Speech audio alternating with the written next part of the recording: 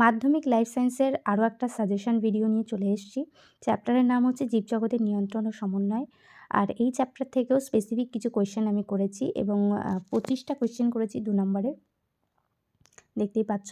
সেই 25টা প্রশ্নই আশা করি ভীষণ, ভীষণ ইম্পর্টেন্ট আর পরীক্ষায় আসার মতনই করেছি। তোমরা আগামীকাল আমাকে জানাবে যে তোমাদের পরীক্ষা কেমন হলো। এর মধ্যে কিছু কোয়েশ্চেন আমি একটু বলবো, সেগুলো একটু বেশি ভালো করে পড়ে যাবে, বাকি সবই পড়তে হবে। যেমন সবার প্রথমে যে প্রশ্নটা আসছে সেটা হচ্ছে অন্তঃক্ষরা গ্রন্থি আর বহিঃক্ষরা গ্রন্থির মধ্যে পার্থক্য। এমন কোনো ব্যাপার নেই কিন্তু যে এই হুবহু প্রশ্নটাই আসবে।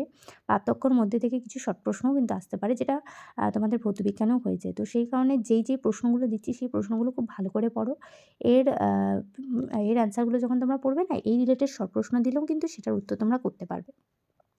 তারপর জীববিজ্ঞানের উৎস ও কাজ, এটাও খুব ভালো করে পড়বে। পার্থেনোকার্পি টপিকটাও খুব ভালো করে পড়বে। নেক্সট হচ্ছে সাইন্যাপস কী, সেটা খুব ভালো করে পড়বে। চলন গমনের পার্থক্য পড়বে, এখান থেকে শর্ট প্রশ্নও কিন্তু দেয়। আর মেনিনজেস ও সিএসএফ এর অবস্থানের সঙ্গে, সঙ্গে এর কাজটাও পড়বে, এখানে দেওয়া হয়নি। তো সেটাও অবশ্যই তোমরা পড়ে যেও। আর হচ্ছে গমনে মায়োটম পেশির ভূমিকা মাছের গমনে হবে, সেটা লেখা হয়নি, একটু তোমরা ঠিক করে নিও। যদিও আশা করি তোমরা বুঝতে পারছো। একনেত্রদৃষ্টি ও দ্বিনেত্রদৃষ্টির মধ্যে পার্থক্য, এটাও।